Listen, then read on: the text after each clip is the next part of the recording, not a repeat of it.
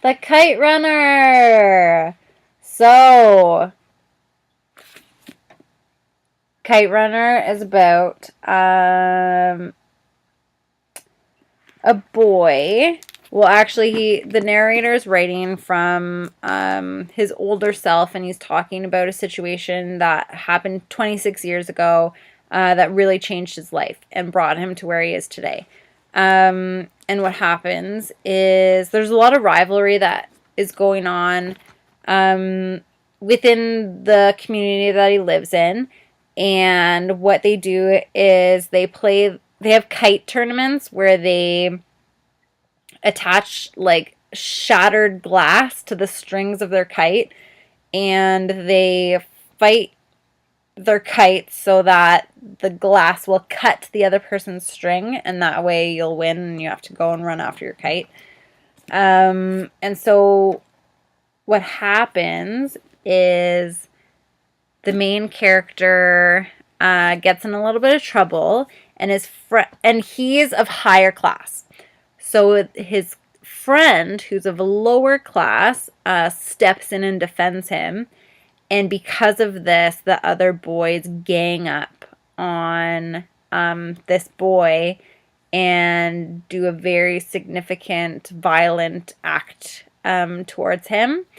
And the main character watches and doesn't intervene. And runs away and feels completely guilty about it and lives with this angst and guilt for it. So he ends up moving with his dad to North America and leaves this guilt behind him, and through a series of events ends up connecting and going back towards where he was.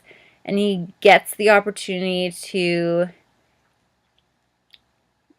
I guess, get atonement for and redemption for what he didn't do when he was younger.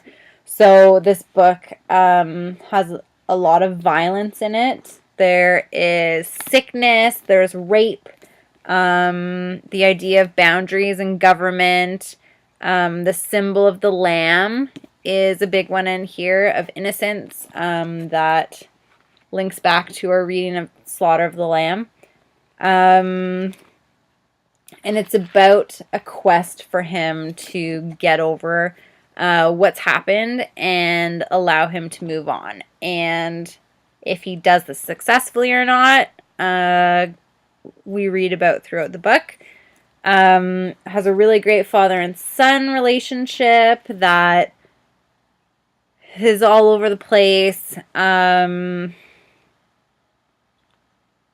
a very powerful book. And a lot of, when it first came out, I remember this being like the only thing people talked about. All right, so chapter 1, December 2001. I became what I am today at the age of 12 on a frigid, overcast day in the winter of 1975. I remember the precise moment, crouching behind a crumbling mud wall, peeking into the alley near the frozen creek. That was a long time ago, but it's wrong when they say what they say about the past, I've learned, about how you can bury it. Because the past claws its way out. Looking back now, I realize I've been peeking into that deserted alley for the last 26 years. One day last summer, my friend Rahim Khan called from Pakistan. He asked me to come see him. Standing in the kitchen with the receiver to my ear, I knew it wasn't just Rahim Khan on the line. It was my past of unatoned sins. After I hung up, I went for a walk along Spreckles Lake on the northern edge of Golden Gate Park.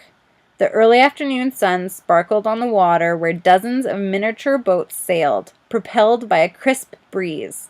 Then I glanced up and saw a pair of kites, red with long blue tails, soaring in the sky.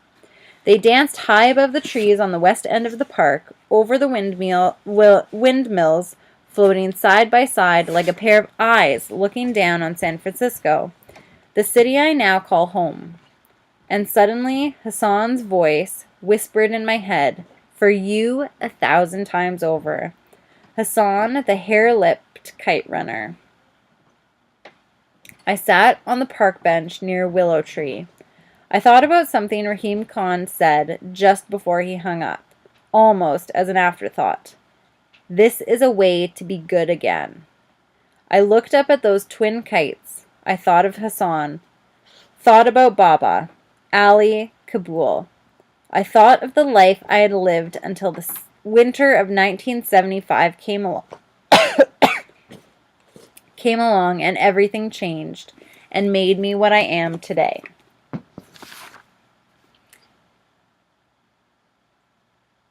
It's a good book.